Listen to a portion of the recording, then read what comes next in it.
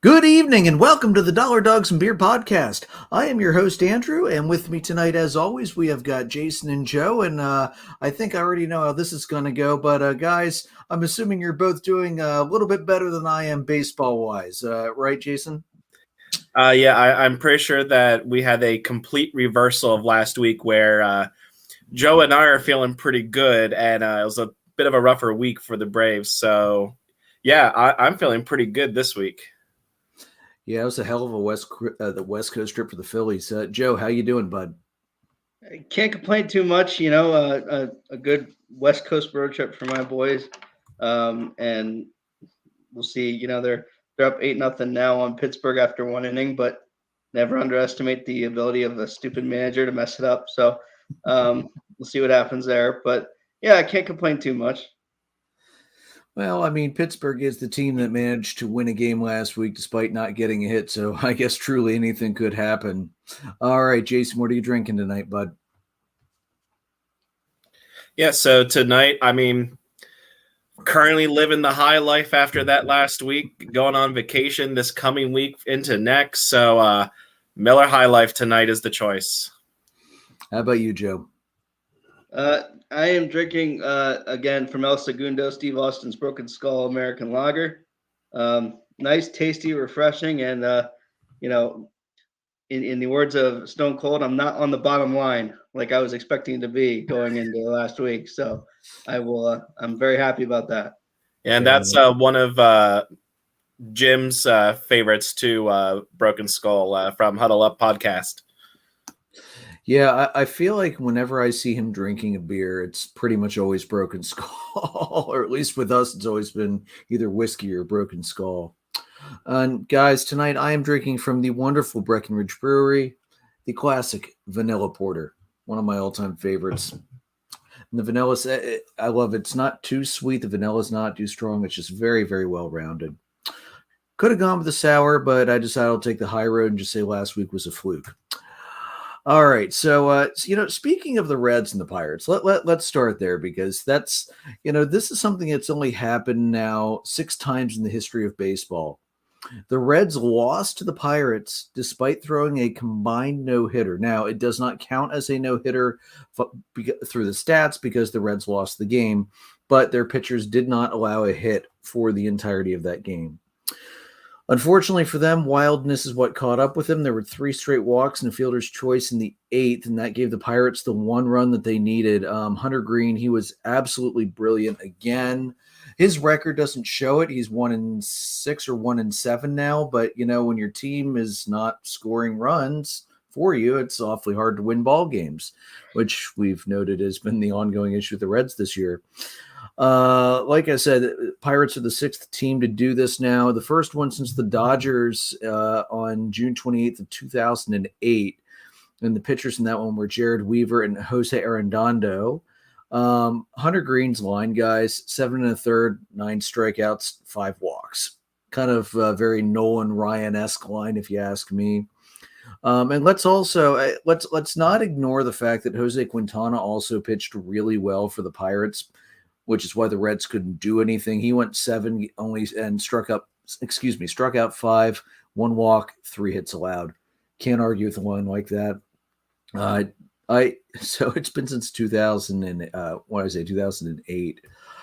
Let's say, okay, so that's from 2008 till now. So let's say 2035. Are we going to see this happen before 2035 or after 2035? What do you think, Joe? Before. I think the way that the balls are now, I think you're going to see this before then. The amount of analytics that go into pitching too, I think that certainly helps the pitchers a bit. What do you think, Jason? I'm leaning towards before, and it wouldn't even surprise me if it's the Reds again. Currently the Reds are just finding ways to out-Reds themselves. Like, of course it's the Reds that did that. And of course it was to the Pirates. That just makes absolutely no sense. But Reds are going to Reds, I guess. So, I think it'll happen before. I feel so bad for the Reds fans this year because it's just an utter no, a flaming dumpster floating down the river just doesn't quite do justice for how bad this Reds team has become. And I really, part of it's I kind of think I might have jinxed him on our first episode when I said, they might not actually be as bad as we all thought they were going to be because they were, they have some talented guys, but their entire offense has forgotten how to hit ever since the first series in Atlanta. And the pitching can't do much when the offense scores them nothing. So I shared this, guys, in the group chat. One of the team's owner, team president Phil Castellani, he's the son of the owner. He said, quote, well, where are you going to go? Let's start there. I mean, sell the team to who? I mean, that's the other thing. I mean, you want to have this debate. If you want to look at what you would have this team do to have it be more profitable, make more money, compete more in the current economic system that this game exists, it would be to pick it up and move it somewhere else. And so be careful what you ask for. First of all, dude, and I understand he, of course, went into crash. Oh, crap, I shouldn't have said that PR mode. The kind of things the Reds have had to do to bring fans to the ballpark this year. They're doing things like $3 beers, dollar hot dogs, which would be perfect for us, given the name of our podcast. But I saw online, I don't remember if it was in another article or if it was one of the Red social media sites, one of the fans in comment to everything they've been trying to do to get people back after these idiotic comments and everything else. They said, well, the Reds are now a minor league hockey team. And that's that's the quality of play they're putting up right now. And that's the kind of things they're doing to bring people to the ballpark. I'd love to say this will probably get better. And everything regresses back to the mean somewhat. So I don't expect the Reds to challenge the Cleveland Spiders for the worst record or the worst winning percentage of all time. But guys, this is awful. I mean, you've got ownership coming down like this. The team's not performing. The fans aren't showing up. And let's face it, Cincinnati is one of those places that even when the team's bad, they usually have a pretty decent fan turnout. Cincinnati is an historical place for baseball. They've got a beautiful ballpark. This is a joke, honestly. Yeah, and I mean, the thing with that is if you want fans to show up, put some effort into fielding a competitive team. I mean, it doesn't have to be a playoff team. Just be semi-competitive. If your team has 3 wins in the first 25 games, the fans aren't going to go because they know what they're going to see. And nobody wants to spend the money to go watch an embarrassment. Basically, the Reds lost pretty much everybody from last year, like Castellanos, Winker, Suarez. They aren't fielding a competitive team, so why would fans even want to go to that? Yeah, I don't know. All that's left really is Joey Votto, and you still have Jonathan India. And he's been off and on hurt this year, if I remember right. It's a joke. Joe? Yeah, you have 2 major league position guys. You have 1 or 2 maybe major league pitching guys, and the rest are double and triple A scrubs. No offense to double and triple A players, but you're not. This ownership pulled a Pete Rose and bet against themselves and sold everybody. I mean, what do you want these guys to do? It's ridiculous. Ownership is pathetic. They bet against themselves. They sold off everybody. And Jason's right. The next one who no hits a team and loses the game is probably going to be the Reds. And it could be this year. Yeah. I mean, we saw what happened to Zach Plesac last year for the Guardians. He was on the wrong side of 3 no-hitters. Which has to be the most singularly frustrating thing in the world, to be on the wrong side of 3 no-hitters. I mean, it's DeGrom-esque offensive output for you. Yeah, so true. I would one other major league quality guy that they have, Joe. I do have to say Tyler Stevenson's turning into one hell of a catcher for them.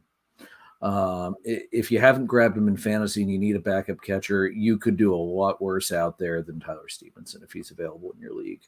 Yeah, I'm just looking, guys, their depth chart right now. They finally put Votto in the 10-day. India's on the 10-day. Jose Barrios on the 10-day. Jake Fraley's on the 10-day. Nick Senze's on the 10-day. I mean, they're hurting right now, and that's not helping either. Now, granted, a lot of those guys weren't really hitting great before they went on the 10-day IL, but yeah, things are going to be rough in Cincinnati for the time being, and I don't think this is a team that's going to respond to a pinup girl covered in Post-it notes this time, like it happened in the movie.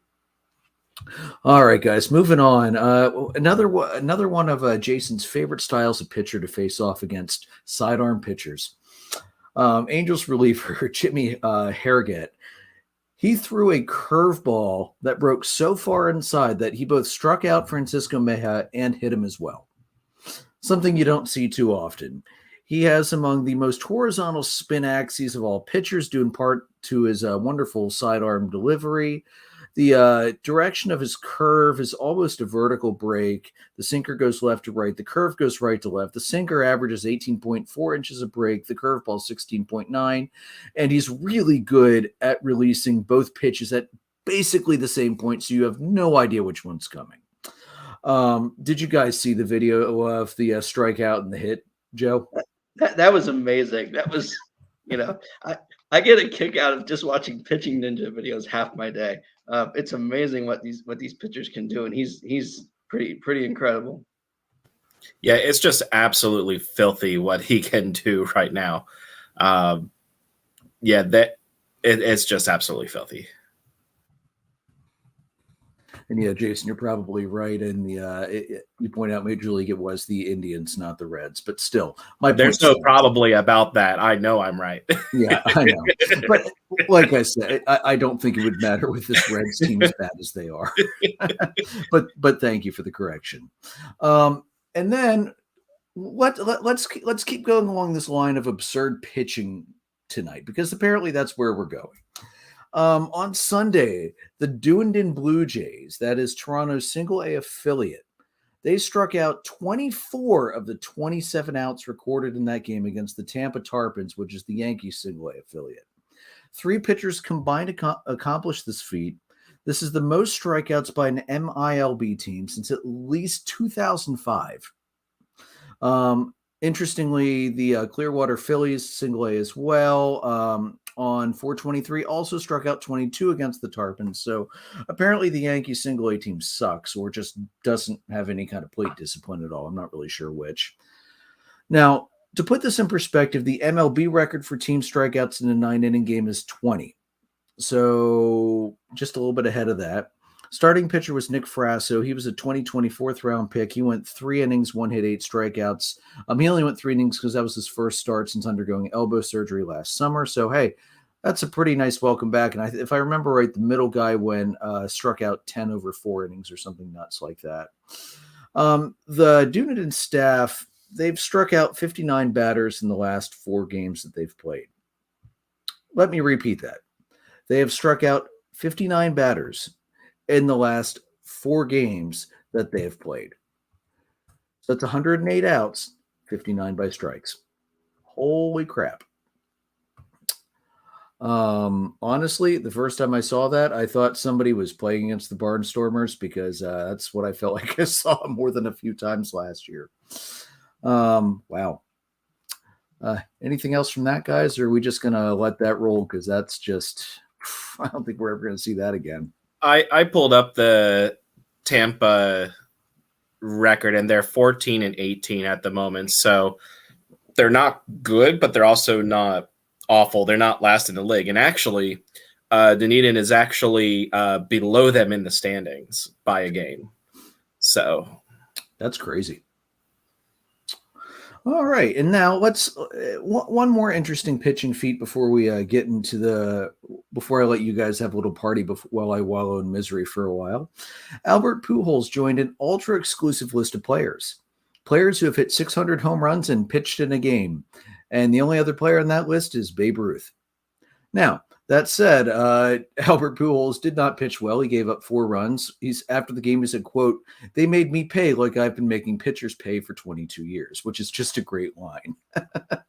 He threw 16 of 26 pitches for strikes, and his fastest pitch was a whopping 66.3 miles an hour. And I think if I read right in the article, his last pitch was somewhere in the low to mid 40s. So Albert gassed out pretty quickly. But hey, how often do you get a chance to hit against a legend, even if he's not a pitching legend? Well, I mean, he was painting the corners too on some of those lob pitches in there. I believe Evan Longoria actually requested the baseball after he got a hit. So, I mean, it's not often you get to request a baseball when you got a hit off of Albert Pujols. So, yeah, he did. And I think he was actually hoping Pujols would sign the ball too. Wouldn't that just be the ultimate? Hey, I got you. Go ahead, Joe. All I can say is Anthony Rizzo has a better ERA than Albert Pujols. And Anthony Rizzo actually got a strikeout on what's probably going to be a future Hall of Fame player too, and Freddie Freeman. I don't know. With that 68 ERA, I don't see Pujols being in the Hall of Fame. At least not as a two-way player, that's for sure. I don't know. Do you think the 600 plus home runs makes up for the 68 ERA? Maybe a little.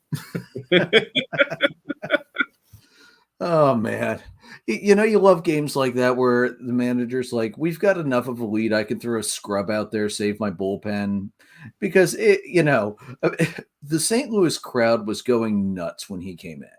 Like they were chanting MVP, MVP every time he managed to squeak it out. You gotta love it.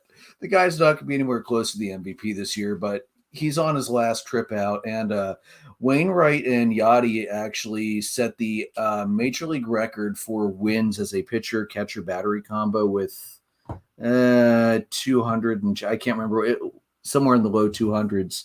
And Wainwright tweeted at Pujols after the game, "If you pitch for another 17 years, you might catch that number too." So yeah, good fun, good laughs coming out of St. Louis.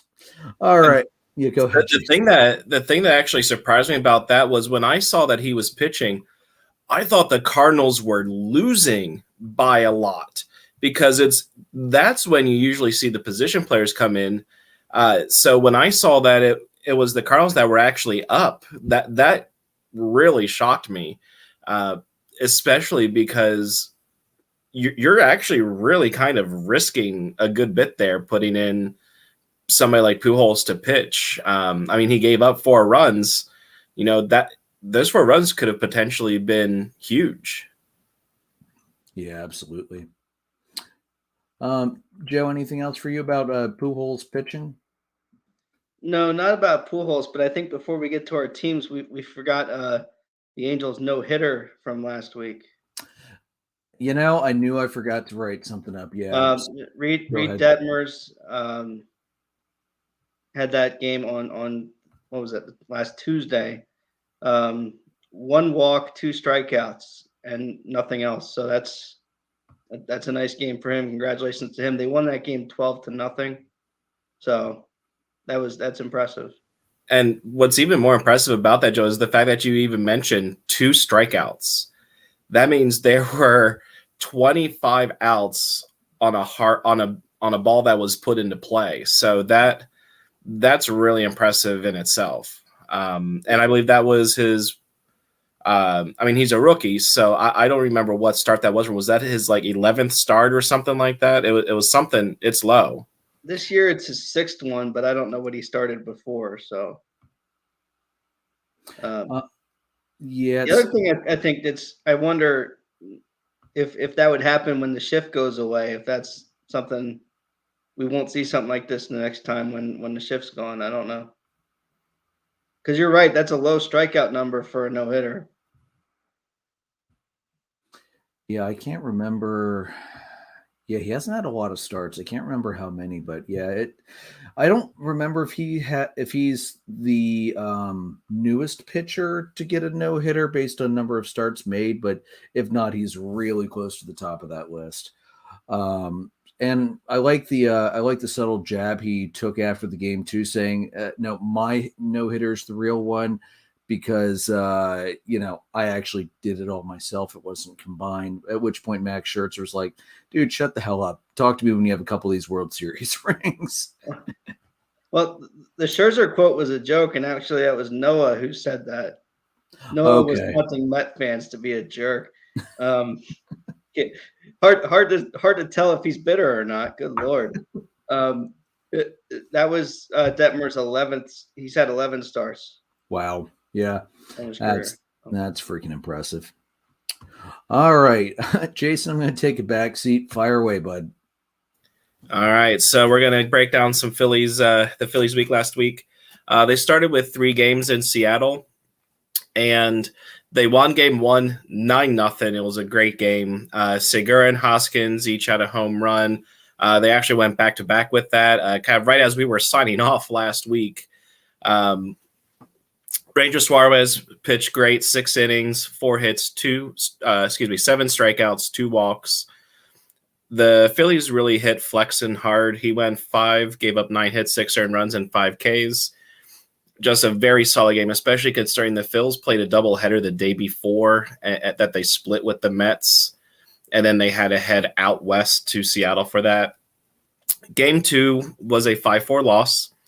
Castellanos and Hoskins and Segura each had home runs, so Hoskins and Segura stayed hot.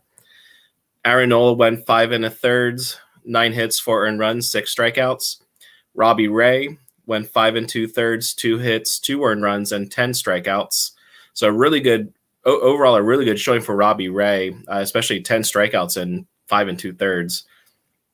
And then Sewell came in and had a 4-out save. Excuse me. So nothing significant as far as what the Mariners did. They just played some small ball. They got the runs in and got that 5-4 win. On to game 3, we had a 4-2 win for the Phils.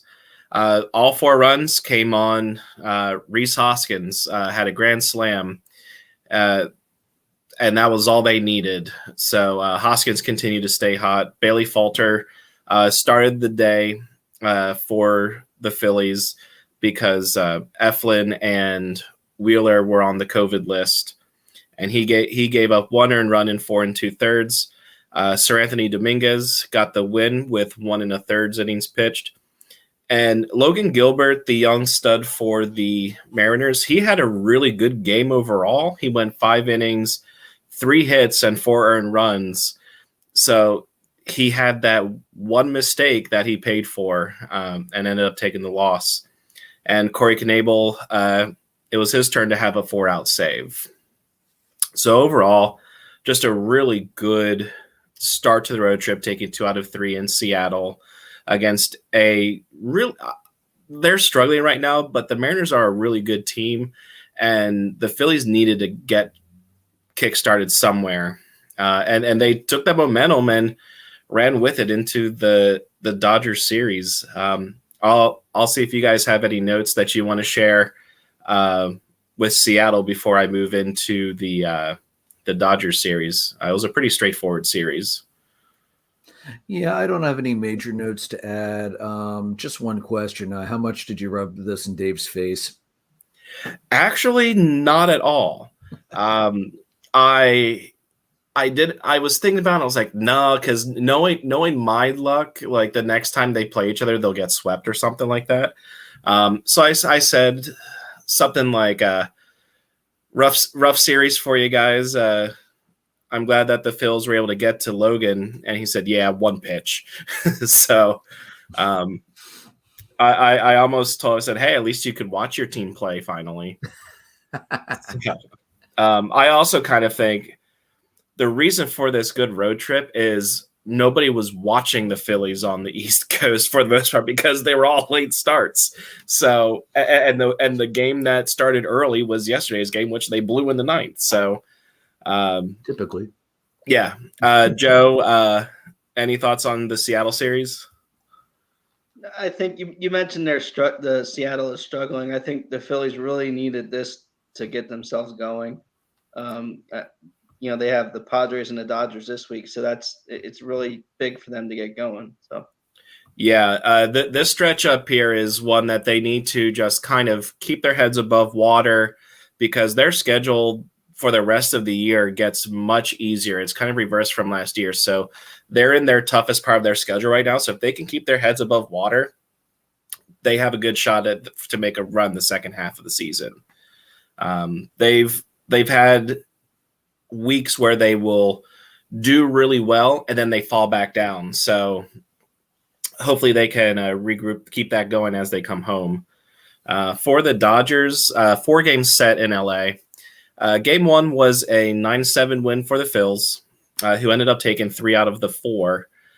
And Harper and Camargo had home runs for the Phils. Cody Bellinger had a home run for the Dodgers. Zach Wheeler, not his best stuff, but he threw a lot of pitches, but he still went 5 1/3, 6 hits, 3 earned runs, 7 strikeouts. And then the bullpen came in. Alvarado spoiled Wheeler's start. He went 1/3 of an inning, gave up 5 hits and 4 earned runs, which ended up tying the game 7-all. And then the Phils ended up getting 2 runs in the 9th, which was on a wild pitch. Odubel Herrera scored from third, and then Bryce Harper had a sacrifice fly. Anderson for the Dodgers went 6, gave up 10 hits and 7 earned runs. So I was a little surprised that he wasn't pulled earlier, but I think it's kind of one of those, you're down early, just eat up some innings. And then game 2 was a 12-10 extra inning win, and neither starter in this game really did well. Gibson for the Phils went 3 2/3 innings pitched, 8 hits, 6 earned runs, and easily his worst start of the year. He's been one of the best starters on the team and a really solid starter, even in the league, his first few starts. And Walker Buehler struggled 5 innings, 9 hits, 5 earned runs. So nothing major from either starter. And then for the Dodgers, Taylor had a home run, and then Schwarber and Bryce Harper had home runs. The Schwarber home run really made me think back to the Matt Stairs home run in 2008. Number 12 he just mashed it. So naturally, again, for a second straight time, the Phillies bullpen blew the lead in the 9th. Knebel was unavailable because he had pitched a few days in a row. So Familia came in the 9th and gave up the 2 runs, I believe it was, to force the game into extras, where the Phillies scored 3 in the 10th. They had 2 on a Castellanos double, and then Castellanos surprised everybody by trying to steal third, and throwing error from the catcher goes into left field. So Castellanos comes home, gets that 3rd run in, and then rookie Francisco Morales came in, and he ended up having his first save for a 12-10 win in game 2. And at that point, I was very happy because my goal that I said last week was for them to try and get 2 out of 3 in Seattle and at least just split the series with the Dodgers, because the Dodgers are one of the best teams in baseball. So the more you can get from them, the better. And the Phillies exceeded my expectations by winning the series in game 3. They had an 8-3 win. It was a win for the Phils just about from the start of the game.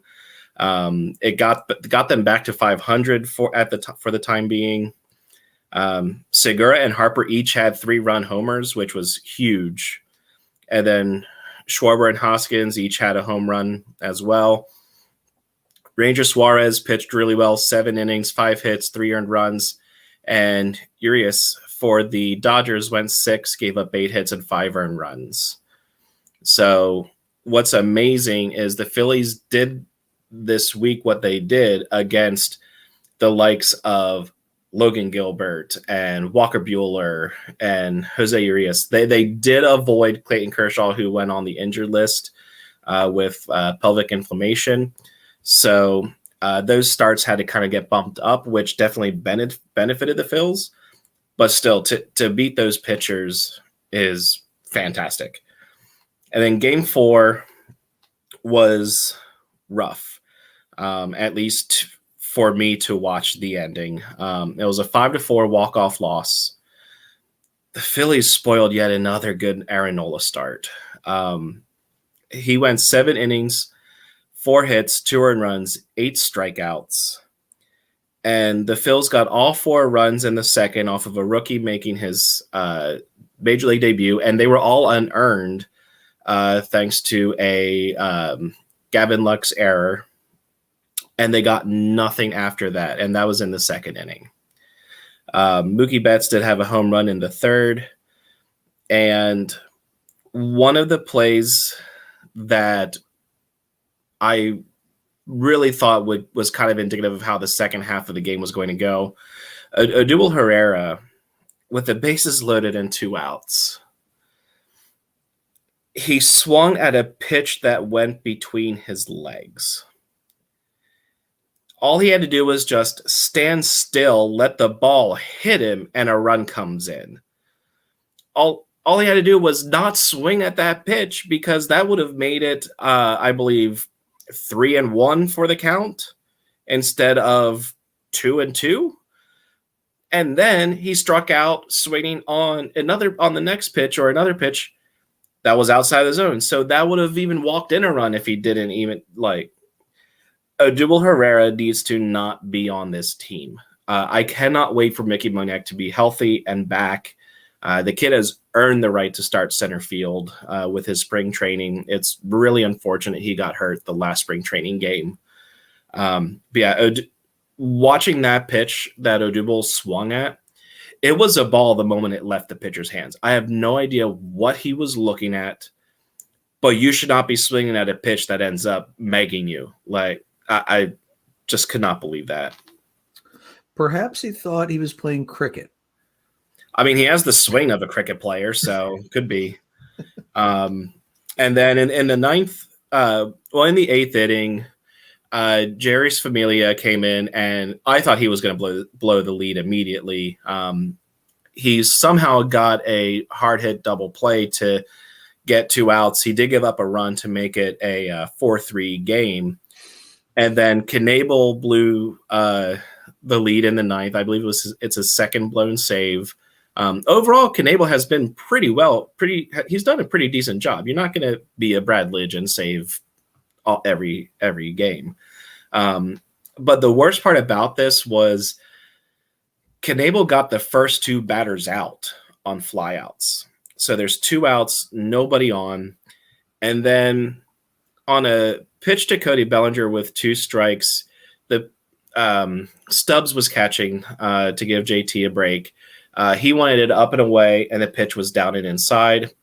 Can't do that to a lefty like Bellinger. He laced it down the right field line and ended up getting a triple out of it. He then walked Taylor, and then the other impactful play here is the very first pitch to Gavin Lux was a very clear missed call. The pitch was in the zone. It was the entire ball was in the strike zone. It's not like it was a close pitch. And instead of being a strike, it was called ball 1. Next pitch was a ball, so you have 2-0 instead of 1-1. And then there was a called strike. So instead of being 1-2, you have 2-1. So knowing that he has the runner on third base, Knebel has to try and work his way around and get this batter out. And instead of trying to throw a fastball by Gavin Lux, who struggled with fastballs all day, he threw that knuckle curve. It dipped down into the low corner part of the zone. Lux laced it to right field, and it ended up being a walk-off double down to the right field corner. So it was a great 5-2 trip. I'm very happy with that, but it's a really bad, frustrating ending. I have some stats here for you, some notes overall. The bullpen is having a rough go right now, especially during that road trip. They do have the 6th worst bullpen ERA. which a lot of their runs they're giving up in blowouts or things like that. They have blown a few saves, not nearly as many as they have the last couple of years, thankfully. But the bullpen allows 1.49 base runners per inning. That means you're allowing almost 2 batters to reach base. If you're in the bullpen, you can't have that happen because you're risking and you're going to be giving up runs in that case. Knebel, Brad Hand, Jerry's Familia, and Sir Anthony Dominguez and Jose Alvarado in 60 1/3 innings pitched have given up 31 walks and have hit 7 batters. That's not going to get the job done either. So those are the negatives from that trip. I'm going to end with a few positive notes here. Bryce Harper is on fire. As of Saturday, over his last 8 games, and I'll also preface this with Bryce Harper did sit out Sunday. He got an injection in his elbow. So the Phillies wanted to make sure that they got him that shot to help the healing process quicker. And with them having the off day today, it's a 3-day recovery time. So they're basically using that off day as one of those days. So he did miss the game Sunday. And I believe he's going to miss the game tomorrow, the first game of the Padres series.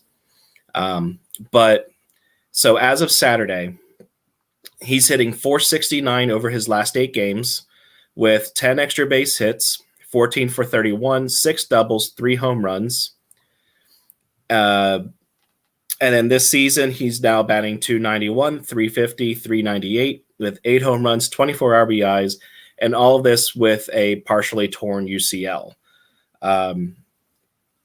There's a list of visiting players with at least 1 home run and 2 extra base hits in 3 straight games at Dodger Stadium.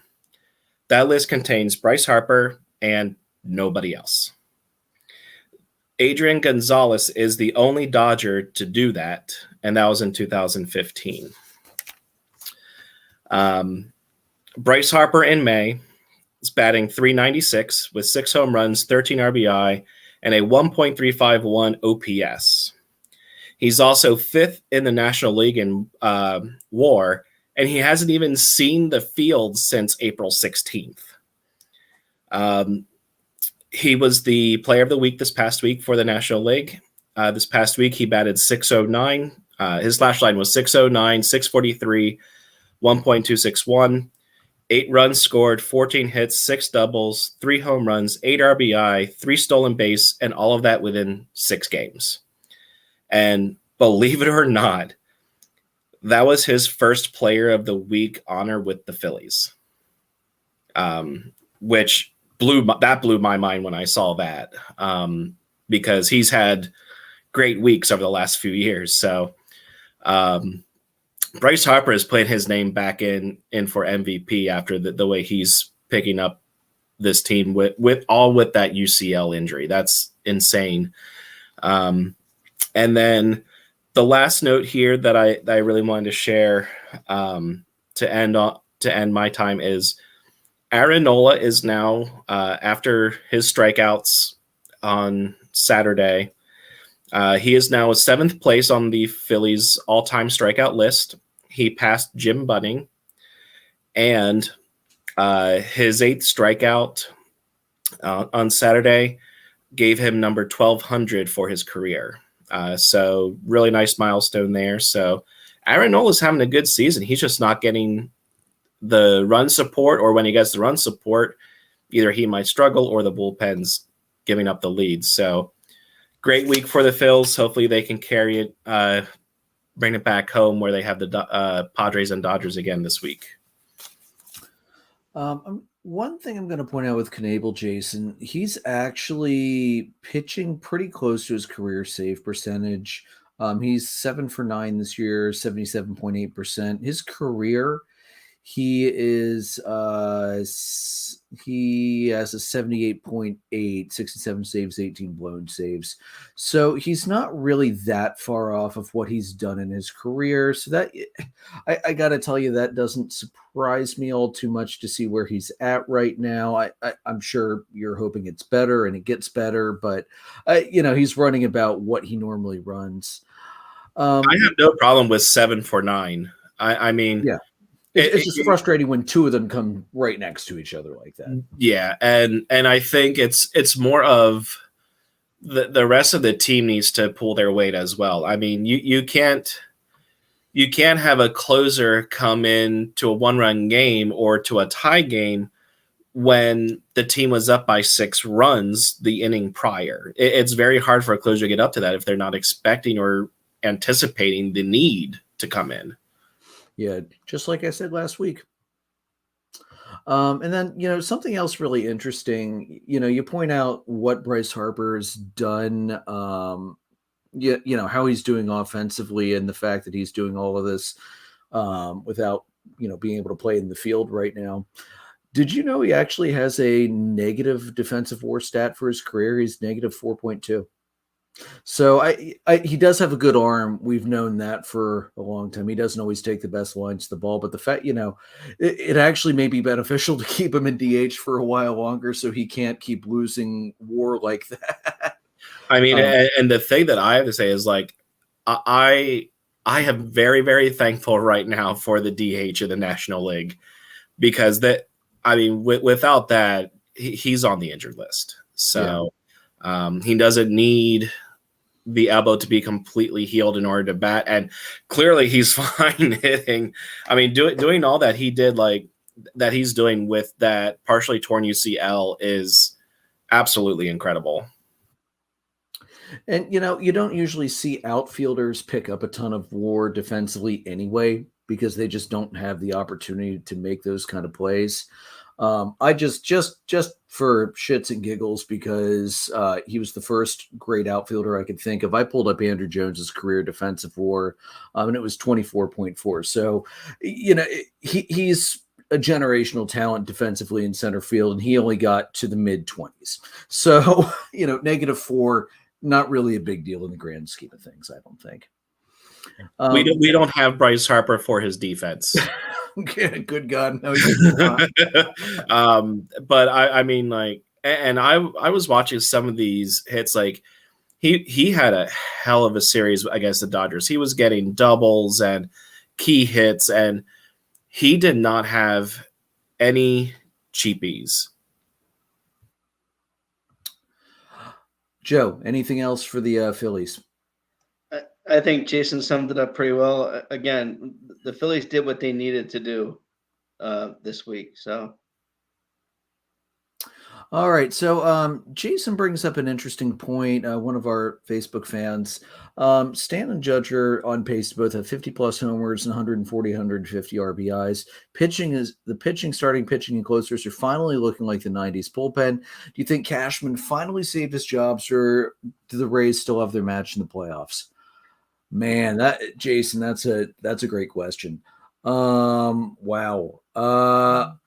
I don't know that he's done enough, to be honest. I think the Rays are still going to have their number in the playoffs. Tampa Bay they always have the pitching that comes together in the postseason for at least one round. It usually falls apart after one round, but if you get them in round one, you usually can't do much about it. What do you think, guys? For me, it's going to be a matter of their health moving forward. I know Stan and Judge have had some injuries in the past. And I tell you what, the way that they're playing right now, it's hard for me to say that the Rays will have their match in the playoffs. It's a whole different game, a whole different style, things like that. But if you think about it, if the Yankees win the playoffs with that new setup, they're going to get to rest while the Rays have to keep playing. That can hurt, that can benefit. But the Yankees will be able to set up their rotation how they want and things like that. So as of right now, I would say currently Cashman's job is safe. It may come down to what they do in the playoffs, but as of right now, I think Cashman's saving his job. And I should point out, going into games tonight, the Yankees are the only team to still have single-digit losses. Everybody else has at least 12 losses. The Yankees are 25-9. It's a 735 winning percentage. So they're on fire right now, absolutely. Joe, what do you think? I mean, I agree with Jason. They're just so hot playing the game right now. Everybody's contributing offensively. Judge and Giancarlo had amazing weeks last week, so they can keep that up, and Rizzo and Gallo can stay going, and the pitching holds up.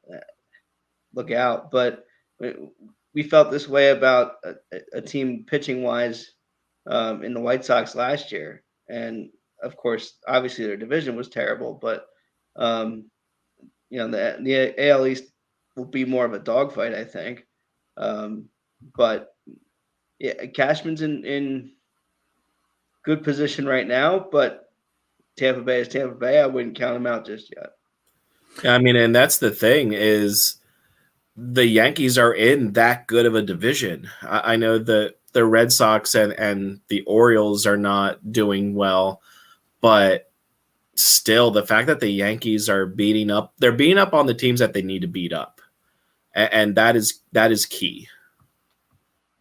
Yeah, absolutely. Right now, I would not want to be playing the Yankees. They're hot as fire. Absolutely hot as fire right now. All right, Joe, go ahead, buddy. Happy week for the Cubbies. Yes, indeed. A happy week for the Cubbies. They win both series this week, 2-1. The series to start the week against the Padres was their first series win since the opening weekend against the Brewers. So I will take it. And they won their first series, and the Mets lost their first series of the year this week too. So I'll take that. But game one, they win this game 6-0, 11 hits as a team this game. So they finally started waking up a bit. All you had to do was option Schwindel down to Iowa and bring him back up 12 hours later, and we start hitting. So the thing with that is we were down Stroman and Robertson this week due to COVID, I think. So that's the reason he was brought up, because normally you're not brought up that quickly after being sent down. He was literally on a commercial jet Monday morning to San Diego. That's how wild this week was. So Wilson Contreras has continued to stay hot. 3 of 4 in game one run hit by a pitch. For the love of God, stop hitting Wilson Contreras. I'm tired of it. It's just getting ridiculous. Suzuki was back in the lineup finally. Went 1 for 3 with an RBI double, and knocked in another run through a fielder's choice later in the game. Schwindel was 0 for 3. Happ is 2 for 4 with an RBI single. So Happ continues to be really productive offensively. It's really fun to watch, and it's fun to see his defense is better and his offense is finally just more consistent. And they went 3 for 11 with runners in scoring position. They were up against Gore for the Padres, who's been pretty good this year. But Gore went 5 innings, 3 runs, 6 strikeouts. The story of this game by far is Kyle Hendricks, because Hendricks was lights out in this game. 8 2/3, 3 hits, the 1 walk that came in the 9th before he got pulled, and 7 strikeouts. Scott Efros came in to pitch the last third of the game there, the last third of an inning. And Efros is another one of these pitchers who is sidearm release, and his sinker is 6 inches off the plate the one way, and his slider 6 inches off the plate the other way, and they both start in the same spot. So he's a lot of fun to watch. Reminds me of Darren O'Day. So sorry, Jason. I would just like to point out that it's not that I dislike submariners. It's I just hate facing them in MLB The Show. Because I just can't hit them. but I have nothing against Submariners as I watch them play the game. It's true. I've abused Jason pretty badly with Darren O'Day many times in MLB The Show. He's honestly better than a damn closer for me. Yeah, the interesting thing about this start for Hendricks is he went the 8 2/3 and he threw 116 pitches. Um, it, he gave up the walk there with 2 outs in the ninth, and Machado was coming up, so I guess that's the reason you pull him. But I mean, he's literally a ground ball away from being done with this. I don't. At that point, you've already burned him. I don't know if it really saves him any, but I'm glad he looked really good this week and got the job done in game one of this series. Game two, 5-4 loss, 2 for 11 with runners in scoring position. They find ways to win sometimes, but this time was not one of them. Miley made his first start for the Cubs for the year. 3 innings, 5 hits, 3 runs, 5 walks, and a strikeout. You could tell it was his first start. He only had 1 or 2 starts in the minors in the rehab stint. So, I don't know if they rushed him back or not. But I think it was byproduct of all the injuries they've had. I mean, at one point last week, half the roster was on the injured list. So it's pretty remarkable. Um, Gesellman continues to be ineffective out of the bullpen. I was really excited about that pickup in the offseason. I'm not so much now. Cronenworth for San Diego, 3 for 5, a run, 2 doubles. Profar, 2 for 5 with a run. Hosmer and Myers had RBI singles, and Machado had an RBI double for this one. Wilson went 2 for 3 and a walk. Happ 2 for 5, a run and RBI. Rivas had a 2-run homer. Why Rivas doesn't get more starts, I have no idea. I mean, other than the fact that my manager is an idiot. And Frank struggled in game one, and this game he missed a grand slam by about a foot. In the ninth, top of the ninth, that would have given them the lead. So you can't win for losing so far, at least at this point in the week for Schwindel. Game three, they win this one 7-5. A Wilson homer, that was his 99th. He had his 100th tonight against the Pirates, and it's a grand slam. That's a heck of a way to get to 100. So good for him. He's continuing to hit well ever since they played Atlanta, and he stole a couple of bats. So I'll take it. Keegan Thompson, we've talked about him a bit. Went 4 innings and a spot start, 5 hits, 2 runs, 2 walks, 1 strikeout, a home run. So he was good for his first time starting. He didn't change anything with his warm-up routine or anything. Mentally, he just kind of pictured it as if he was coming out of the bullpen. So I think that helped. Martinez for the Padres, 4 innings, 4 hits, 5 runs, 8 strikeouts, which, I mean, that 8 strikeout number is great, but the 5 runs obviously is tough to overcome. Schwindel got going, had a 2 RBI double. Jay Hay even got in on the action and had an RBI single. Cronenworth had got a catcher's interference call on Contreras 2 times in this series.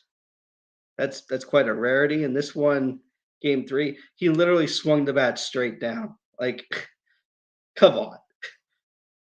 That's got to be reviewable. I mean, I guess it's not, but obviously it's not. But to me, like, if it looks like he clearly swung down to hit the glove, I think this is a little bit ridiculous. Obviously, it didn't matter in the end. But the big story coming out of game 3, yes, they won this series, but Nico got hurt in the top of the 4th inning. An umpire following a fly ball at the center field was in the wrong spot. There's just no two ways about it. And Nico, who has really been on fire and really calmed a lot of fears, for what the Cubs are going to do at short going forward. Because, I mean, all offseason, all I kept talking about was Correa or somebody else. And Nico has solidified himself. So I'm really happy about that. But now he's on the IL. He was hitting, as of Wednesday night, 271 and 689 OPS. So he was finally rebounding and really hitting the ball well. So hopefully he's back soon, but you never know with an injury like that. And we've had plenty of discussions on Nico being injury prone. So hopefully that doesn't continue. Any thoughts on the Padres? Yeah, number one, what the hell is the umpire doing there? You don't need to be that close to where the ball's coming down. Like, come on. You know these guys are going to be flying out to the ball. Like injuries like that, I know it was an accident. Clearly, no malintent from the umpire. He was just trying to do his job. At the same time, he should know better to get the hell out of the way. You don't need to be right on top. Even 5-10 feet away, you'll be able to see if it's a trap or if it's a catch. It's just a bad injury that didn't need to happen, especially for a guy who's finally playing really well and seemed until that point to have put his kind of injury-riddled last year behind him. So hopefully this doesn't start triggering that in again. But yeah, man, it was a good week for you guys. Jason, any thoughts? Nothing to add. That was a big week for the Cubs there. So that's the Padres series. The second series of this was the Diamondbacks. Game one was a 4-3 loss because, of course, it was. Schwindel went 2 for 4 in this game. Hayward went 1 for 4 with a run. Vargas had a 2 RBI triple. He's the new shortstop, at least until now when Anderson Simmons came up finally today and made his debut. But Vargas is a shell of Nico at short, that's for sure. And I could get Nick Madrigal back anytime because I'm tired of VR and Vargas. It's really just terrible. It's just terrible. Yeah, it was 3-3 after 3, and then no runs after that. So it's just really frustrating to see them be so productive to start this week and then have a game like this. And of course they had a game like this because guess who got the win for the Diamondbacks? Zach Davies. 5 2/3, 4 hits, 3 runs, two walks, and 6 strikeouts. Davies just continues the trend of Cub pitchers who get better once they leave. That's just the way it goes. The Cubs had 1 hit after Davies left the game. So, for the remainder of the game, that's just not going to get it done, obviously. Drew Smiley took the loss, 6 innings, 10 hits, 4 runs, a walk, 4 strikeouts. So Smiley wasn't, the 10 hits, 4 runs, I think they let him in there to eat up some innings with just some of the depth issues we've got. But it was definitely a disappointing start to the series. And then game 2, Yan Gomes went 2 for 4 with a home run and an RBI single. Hap went 1 for 3 with the run. So Yan Gomes has been really good at times here. And he's now kind of sort of after this start, I think you're going to see Yan Gomes behind the dish for Kyle Hendricks pretty much every start going forward. Because that stellar start against the Padres and then this start, Kyle started off a little rocky and Yan Gomes just kept coaching him up and this is really the first time he's made adjustments in the middle of a game. Like usually after 1 or 2 innings, if Kyle doesn't have it, that's it. But this time it was different. He went 5 2/3, 5 hits, a run, 2 walks, 2 strikeouts. So happy with the way he's pitching and seeing what kind of what he can do. And I think having having Contreras be able to DH here and there is really none of us were fans of the DH, but it's helping both the Phillies and the Cubs this year having a place to go with some of these guys to hit. Game 3, Efros gets the win in this one. And Ian Kennedy, your buddy Jason, gets the loss in this game. Justin Steele, we've talked about him a bit. I've been really high on him. He went 6 innings, 3 hits, 2 runs, 1 was earned, 2 walks, and 10 strikeouts. He is the first Cub pitcher to get 10 strikeout, or not the first, but he got 10 strikeouts. He's a homegrown kid. The last guy to do that was Jeff Samardzija, being drafted by the Cubs and having 10 strikeouts in a start. And funny, the year that Samardzija did that is the year that Justin Steele was drafted. So there's that connection too. But Justin Steele, I think, has kind of been on the ropes a bit the last week or so, and I think he buckled up and had a good start here on Sunday. Wisdom 2 for 4. Ortega with the homer. One of Wisdom's hits was a home run. The other one was a double, and Frank Schwindel has the go-ahead RBI in the top of the ninth to win the game on a bloop single to right field. So Frank Schwindel's finally starting to hit. He's still, hitting about 220 or 218, but sometimes all you need is a 12-hour option down. 12-hour option. I freaking love it. You never see that. I don't blame the Cubs for finding a guy that works as the personal catcher and just keeping him in that role, because one, you want to give Contreras some time off anyway, because it's a long season. You don't want to grind him down.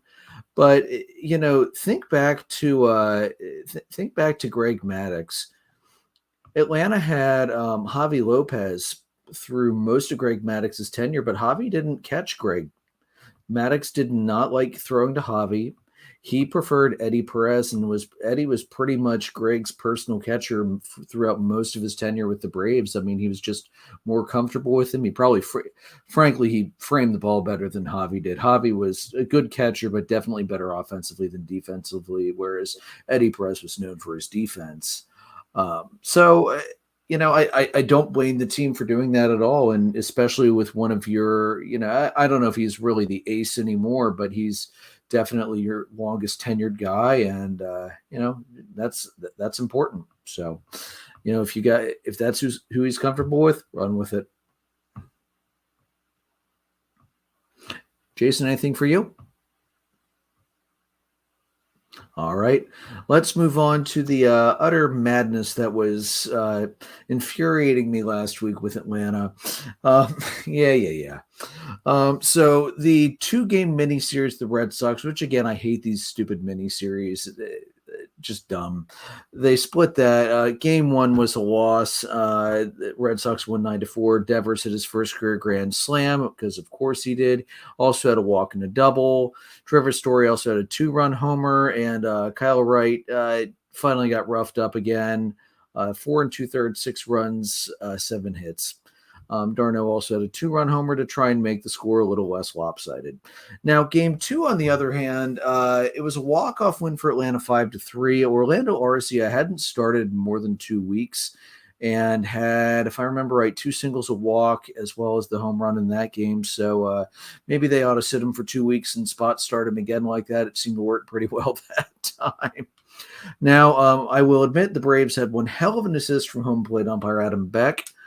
Kevin Pawecki was batting, and the pitch was a pretty low ball 4, and he called it strike 3 on a full count. Pawecki slammed his helmet, got immediately tossed. Alex Cora came out and had one hell of a throwdown argument as well, also got tossed.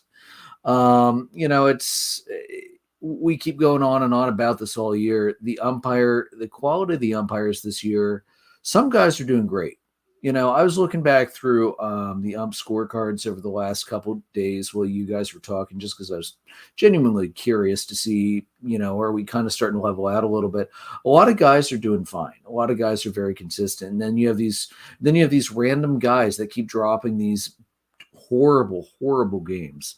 Now, would that have completely changed the game? Maybe. It was bases loaded, so it would have been 1 run in for the Red Sox. However, RC's home run was a 2-run shot, so who knows what the overall impact would have been. Ian Anderson had a good game, 3 runs, 7 hits, and 5 1/3. Story homered for the second straight game, because of course he did. And Travis Demeritte had a 2-run homer for the Braves. Olsen had an RBI double. Riley had a double. And then we'll move on to the Padres. They dropped 2 out of 3. I got to tell you guys, I was disappointed by this series. They should have done much better. The Padres were not doing great coming in. Game 1 was a big loss, 11-6. It was an utter hit fest. The Padres had a season-high 16 hits. Atlanta had 12. Fried and Darvish didn't factor at all in the end. Darvish, 5 earned runs, 9 hits and 5 2/3, the walk and 4 strikeouts. Fried, really not a bad game. 6 innings, 9 hits, 4 earned runs, 2 walks, 6 strikeouts. When a team's hitting that well, the fact that you could scatter those hits throughout 6 innings, I can't argue with that. And then Will Smith. The problems we had with Will Smith last year were he loves that damn curveball and that slider he has, and sometimes just lets them hang. And when he lets them hang, they get smashed, and that's what happened. Kim You hit gotta leave his wife's name out your effing mouth. Yeah, anyway, so Kim smashed one of those. That said, though, in that game, every Atlanta pitcher gave up at least 2 runs. It was just not a good game for Atlanta. Swanson did have a 3-run homer. Contreras had a solo shot. Albies had a double. Game 2, Charlie Morton, who had had a rough start to the season, finally had a really good start, and just like last year, it got wasted by lack of offense, and you know where this is going. 6 innings, 2 hits, 1 run, 1 walk, 9 strikeouts. Like this is second half Charlie Morton that we saw all last year, and the offense decides to not do anything until late. Now that said, Manaea pitched really well for the Padres. 7 innings, 6 hits, 3 runs, 2 walks, 12 strikeouts, and then once again, Will Smith blew the save. This one not entirely his fault. 2 fielding errors in the inning. All 4 of his runs that he allowed were unearned. But then, the 8th inning, the Braves finally woke up, scored 4 to come back and win. Ozuna had a 2-run home run. Riley had the RBI double that broke the tie. Olsen also had a home run earlier in the game. Good defense for the Padres as well. They had 2 double plays, and Grisham and Cronenworth also had doubles. And then we get to game 3, which went to 11 innings. So we had the stupid extra ghost runner rule. Kim hit the run that's got everything going for the Padres. They had a 4-run 11th. He had the double that scored the ghost runner. Profar had an RBI fielder's choice, and then Myers had a 2 RBI single. It was an uncharacteristically sloppy game for Atlanta's defense. The last 2 games of this series, I think 5 errors over 2 games, 3 in that last game. Of those 7 runs that scored, 4 of them were unearned. So that's a 3-3 game if it weren't for errors, which is incredibly frustrating. Swanson had a 2-run homer off Musgrove. Good for me, bad for my fantasy team, but I still won last week, so it didn't matter. Also, Swanson, I have to say, one thing I love about Dansby Swanson, no matter how much he is slumping at the bat, the moment he gets on the bases, he doesn't make running mistakes. There was a throwing error by Will Myers that he was able to turn around and get it and score off of. So, when you're not hitting well, you take every opportunity once you get on to do something good with it. And that's one of my favorite things about him. Also, 1 error for the year so far as a shortstop, which is a hell of a run to go with to start the season now that we're a month and a half in. Kyle Wright turned it right back around, 6 1/3, 3 runs, only 1 earned, 3 hits, 9 strikeouts. Musgrove, a good game as well, 6 innings, 3 runs, 2 earned for him, 4 hits. Cano made his Padres debut, and he went 0 for 5. So, I don't know if the Padres really thought they were going to get a lot that the Mets didn't have, but boy, it didn't show up in that game at all. And a crazy stat for this one, guys. The first pitch was at 11:37 a.m. This is the earliest known start time for either team. Both teams pulled Elias Bureau to look it up. The Braves haven't started a game before noon since 1989. The Padres since at least 98. And that's because before those two years, they didn't really track when first pitch times were. So go figure. 2 injury notes. Backup catcher Manny Pena is going to have season-ending surgery on his wrist due to ligament and cartilage damage. Contreras is going to be the regular backup catcher, and he's definitely ready for that this year. He's shown that. Acuna's now missed 5 straight games with the sore groin. They did an MRI on Saturday, no structural damage. They're not going to put him on the IL. They could have returned him tonight, but they held him out. I think he's going to start tomorrow night. The training staff put him through put him through the ringer, a lot of agility drills and whatnot before game, and he was able to move just fine and said he wasn't in pain. So my assumption is Acuna will be back tomorrow night. So yeah, that was a frustrating as hell week. Yeah, I'm just going to leave it at that. Do you guys have anything else for that wonderful week? Joe, go ahead. I'm glad I could piss off the Padres so that they took it out on you. That one thing of note with Darvish for the Padres is he came out and then they blew the lead and you just saw him in the dugout go, "You've got to be kidding me." It was just ridiculous. And the other thing, going back to Darvish and the Cubs for a second, is Darvish and Seiya had switched jerseys or traded jerseys before the game when they played the Padres. Just a thing of note. Yeah, I hope that becomes more common. I really like seeing it when that happens. I know everybody stole it from soccer, but it's a pretty cool thing to see. Jason, anything from you? Yeah, I was really interested in seeing the Braves struggle, mainly because this feels like one of the first times that they've really struggled in back-to-back series so far this season. So I'm kind of pulling up some standings right now because there's a few things that I wanted to make note of here, especially from the NL East side of things. So the really interesting thing right now, I mean, the Mets are clearly in first place, but the Phillies actually came back and are now second in the division. They are a game up on the Braves. The Braves, if they win tonight, they'll get within a half game of the Phils. But of note right now, the Braves have a negative 14 run differential. So they're not getting the runs when they need them. And the Phillies were in like negative run differential for most of last season. They're actually at plus 18. So for the Braves, it's a matter of getting those runs without giving up all of those runs that their pitching staff is starting to give up. Yeah. And it's also the Braves have had more blowout losses against them than they had last year as well. So I think when you take the blowouts, I think it's still negative, but I think it's a little bit closer, like probably -5, -6. But still, this is definitely opposite of what we saw last year when the Braves were mired in that first half slump and couldn't get anything going. But they were like plus 20, plus 30. So you knew it was just a lot of bad luck that was going to turn around.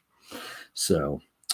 All right, guys, let's move on to our hot players from the weekend. Obviously, for me, number one, it has to be Bryce Harper. Dude was on fire last week. 8 runs scored, 3 homers, 8 RBIs, 3 stolen bases, a 609, 643, 1.261 line. That's a hell of a line, Jason.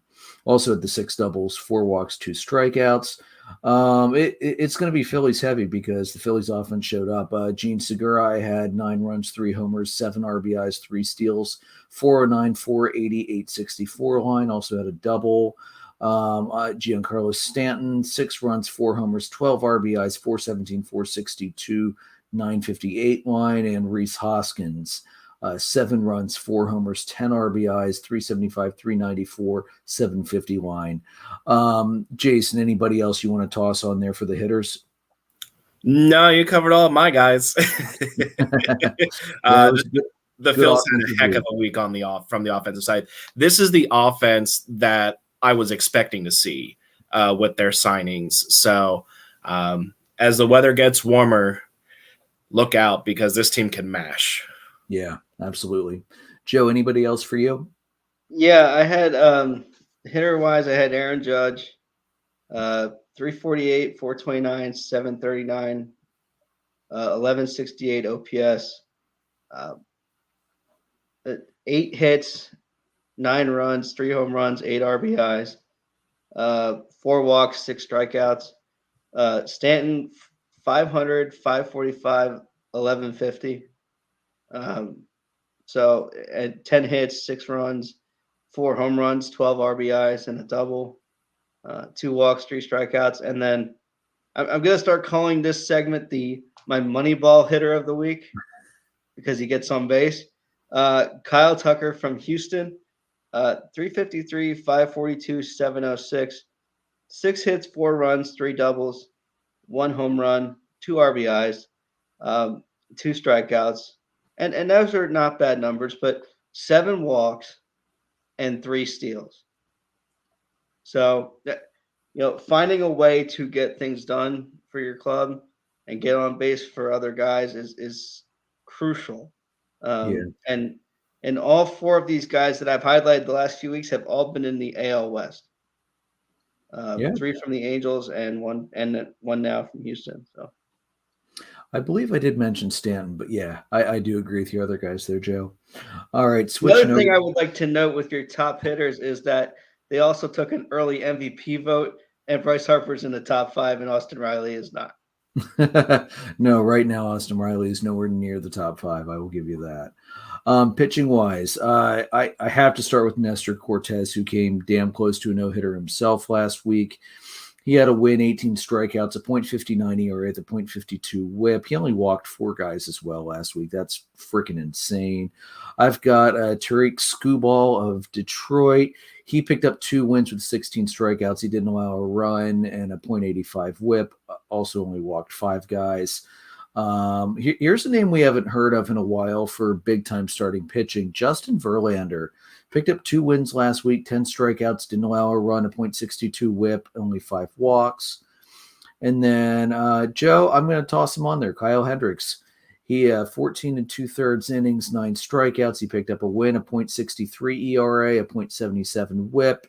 And only 3 walks in that one. I know it was only one outing, but it was a good one outing. So, that's my pitchers for last week. Jason, how about you? Yeah, I mean, my big one was Reed Detmers getting that no-hitter. And I also I was going back and forth between adding them. I decided not to, so I honestly can't even tell you the names right now. I believe one was Hunter Green. The Reds and the Pirates starters in that no-hitter. I believe it was Hunter Green for the Reds. Yes, it was. But those 2 starters pitched lights out. Yeah, it was Hunter Green and Jose Quintana. Yeah, so yeah, absolutely. Joe, anybody else to add, or are you just jumping into the adulting reliever of the week? You took all 3 of my starters for this week, so I'll jump right into it. I will say, I'm really happy with how Hendricks pitched. I'm hoping he can continue that, and I think with Jan Gobes behind the dish for him, I think that's going to help. Your adulting reliever of the week, I'm going to give you 2 bullpen guys. I'm going to give you one is Rowan Wick for the Cubs, 3 for 3 in save opportunities, 4 innings, 5 hits, 1 run, 1 walk, 5 strikeouts. But the best reliever of the week is David Bednar from Pittsburgh, 3 for 3, 4 1/3, no hits, no runs, no walks, 4 strikeouts, and a 0 WHIP for the week. So that's a great week. Easily the best reliever for the week. I think Jason would kill to have the Phillies bullpen drop their WHIP by just a half a point based on what we saw last week. I mean, I know they pulled it through, but yeah, the WHIP's got to come down. That's frustrating to get a batter and a half on every single inning.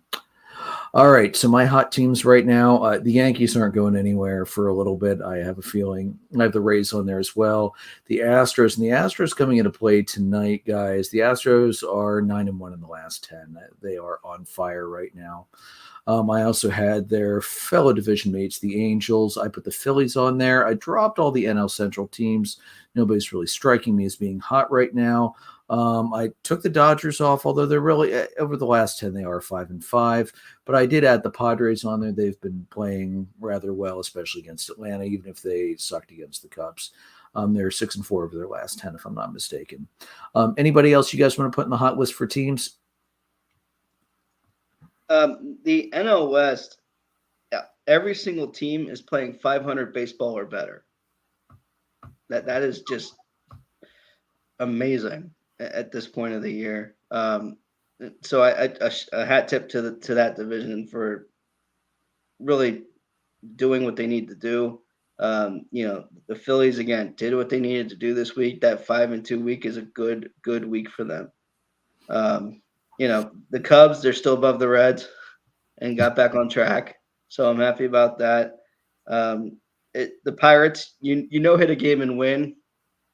I don't know how that happened, but they were a little bit. They're in this conversation a little bit with this list because to pull that off is just ridiculous. And again, Bednar as their closer has just been lights out. Yeah. Anybody else for you, Jason?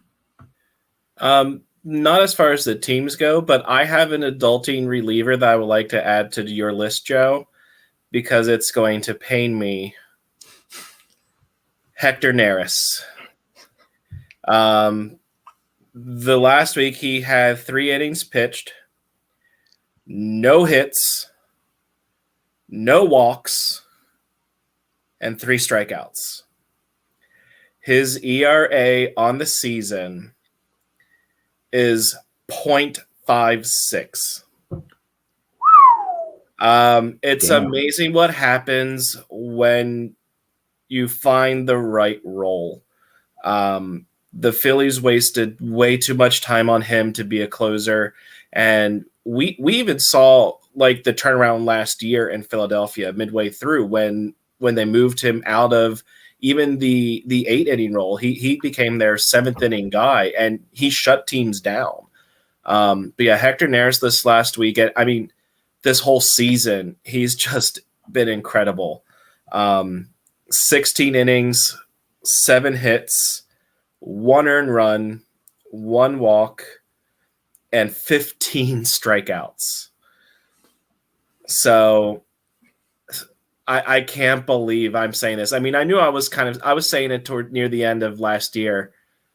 I miss Hector Neris.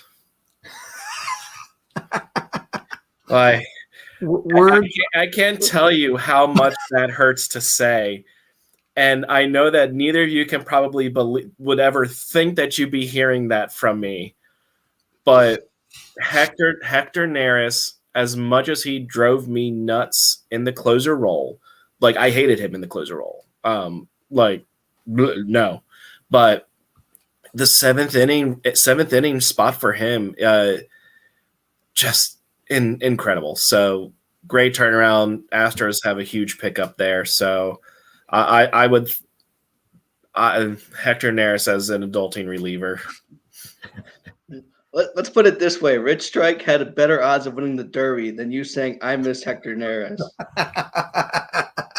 Yeah, I'm just gonna leave now. I'm just gonna take my exit. Oh man, I miss Hector Neris. Oh, it's the funniest thing I think I've heard on the show in a couple weeks. All right, guys, looking ahead at the week upcoming, Atlanta right now is on the road all week. 3 at the Brewers, 3 at the Marlins. Brewers, we got Anderson versus Peralta. Braves are down 1-0 on a wild pitch run. TBD versus Hauser, Fried versus Burns. I'm really looking forward to that Fried versus Burns. It's going to be a good match. And then 3 at the Marlins is Morton versus Rogers, Wright versus Hernandez, and Anderson versus Poteet. Somehow they have missed Alcantara for the second time. Not complaining. Cubbies this week, home all 7 days. 3 versus the Pirates, Miley versus Peters. TBD versus Brubaker, Smiley versus Keller. 4 versus the Diamondbacks, Hendricks versus Galen, Steele versus Castellanos. Miley versus Bumgarner, and TBD versus Kelly. Phillies are at home this week. 3 versus the Padres, TBD versus Clevenger. Wheeler versus Snell, Gibson versus Darvish. You're welcome for missing Musgrove. And 3 versus the Dodgers, Suarez versus Uria. Nola versus TBD, and then TBD versus Gonsolin. So, yeah, we'll see what's going on with that. Yeah, Braves need to bounce back. I hate the Marlins. I hate trying to predict Marlins series. That's why I'm not restarting Pick'em until next week. Straight up the reason why. Plus, it's been a little hectic around here. Awfully convenient there, buddy. Awfully convenient. To be fair, I also celebrated 10th birthday this past week. My oldest son turned 10. How the hell I've been a dad for 10 years. I have no clue. And we were down in Baltimore celebrating. We went to the zoo yesterday, and it was a fun time. I've never seen the kid that happy for a whole day. So I was You so went to the zoo. I didn't realize that the Royals were home yesterday at Camden. We actually Baltimore Zoo is pretty nice, although it's in a kind of nasty looking part of Baltimore, which granted describes most of the city, especially the quality of play inside Camden Yards, let's be honest. But yeah, it's the zoo's nice. Jason loves penguins, and of course none of the birds were out because of the avian flu. They're just trying to protect their birds, understandable. So we got to see everything else. Jason's favorite animal is the giraffe, and while everybody else was down getting drinks, he and I went to the giraffe house, and one of the giraffes was inside walking back and forth. We were literally 3 feet away from the giraffe, and he was poking his head over the top of the wall looking down at us. That giraffe was close enough to figure out that it was a boy giraffe as well. Like, that's how close we were to the freaking thing. So that was pretty neat. Jason, you guys, it's going to be... I really hope for your blood pressure's sake and the fact that you're going on vacation, don't even have to think about it. I hope it's a repeat of last week, especially because you're at home. But I'm just wondering, is this a freaking trap week? They did so well on the road last week that it's just going to turn around and bite them. I could literally see this going both ways. Yeah, I can see it going either way here. The Phillies did what they needed to do last week. I think it's going to be a similar week. It's one where it can go either way. Hopefully they show up the way they did before. Hopefully they get the crowd pumped up, get the crowd going while they're at home. So I have no reason to believe why they can't keep it going again. But this team has been polar opposites throughout the entire season so far. Like, they swept the Rockies, then lost both to the Rangers. So who knows what we're going to get, but either way, I know that they can't disappoint me next week because I will have no idea what they're doing. Nor will you care. No. Guys, any other series you're keeping an eye on this week? Well, I mean, I'm excited for the Cubs to continue to push, and they're playing the Pirates obviously to start the week. So hopefully that goes well. They missed Bumgarner last week in Arizona, so I'll be interested to watch him pitch. Can my pitchers who've pitched really well continue that? Does Stroman come back and pitch well again? We'll see. Other series I'm looking at, and the team I'm really, I think, following this week is the White Sox. They had such a good week, then they had a bad week last week, losing 3 or 4 to the Yankees. The White Sox fans at the White Sox game that on Thursday night booed Anthony Rizzo, and then the Yankees scored 15 runs. The Yankees, like we've talked about, are just so hot, and we were hoping that the White Sox could continue that momentum, and it just didn't materialize last week. So, and they have the Yankees again this weekend. So, good luck to you. Yeah.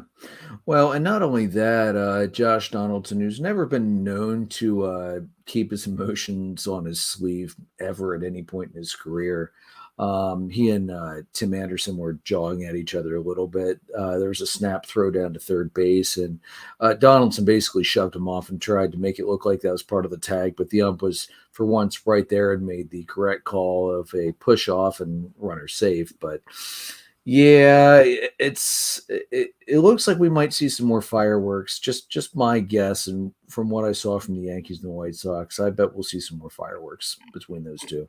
Yeah, and TA has really had a bad year so far. He already has, I think, he had 9. I don't know if he got error number 10 over the weekend, but to already have 9 or 10 errors, and he's normally fairly reliable. So something's just off with this team. Yeah. I'm going to go with Tony La Russa and just, leave it at that. Jason, anything else for you? The Padres are on the road later this week against the Giants, so it's a really good and big NL West matchup. Game 1, you have Martinez versus Eunice. And then game 2, we have I'm pulling it up now, sorry. Manea versus Rodon. And then Sunday, we have a battle of Musgrove versus Wood. So it's a big series for both of those teams, two top of the division teams. So, that's the main one I'm interested in, aside from the Phils this week, because the Phils have that the series this week is just as big as last week. So, can I also say it's very convenient that you're going on vacation just as Atlanta and Philadelphia are getting ready to face off for the first time? I mean, you can say that, but this has also been planned for like 3 years. But I mean, I'll be excited to come back and see that the Phillies swept the Braves and, are within a game or above the Mets in the division. Yeah, and then I'll wake up from hitting my head. I was about to say, how bad's the concussion going to be to make that happen? Because I'm just not. That's been the Braves this year. They have not. Again, this is a team that has not lost 3+ games. They have not won 3+ games. It's utterly aggravating. And by the way, Jason, the early, and of course this is all subject to change, but the early pitching matchups are going to be TBD versus Wheeler, Fried versus Gibson, Morton versus Suarez, Wright versus Nolan. So it's going to be good pitching in that 4-gamer. All right, guys. So you can find the audio recordings on Anchor, Spotify, Breaker, Google Podcast, Apple Podcast, Pocket Cast, Radio Public, Amazon Music, and Spreaker. You can see us live on our YouTube channel, on Facebook Live, and on Twitter. You can find our merchandise at www.redbubble.com/people/DDAB-podcast. Follow us on the Facebook page, facebook.com/dollardogsandbeer. On the Twitter page at DDAB_podcast. You can find the three of us on Twitter. I'm at PyroLord314. Jason is at JRicker300, and Joe is at JoltonJoe35. We are presented by Dark Arrow Podcast, LLC, and we are sponsored by the amazing Whiskey and Blade Barbershop in Lidditz. May your dogs because always... of course we are. What's up? Because of course we are. May your dogs always cost $1. May your beer always be cold. Have a good night, everybody.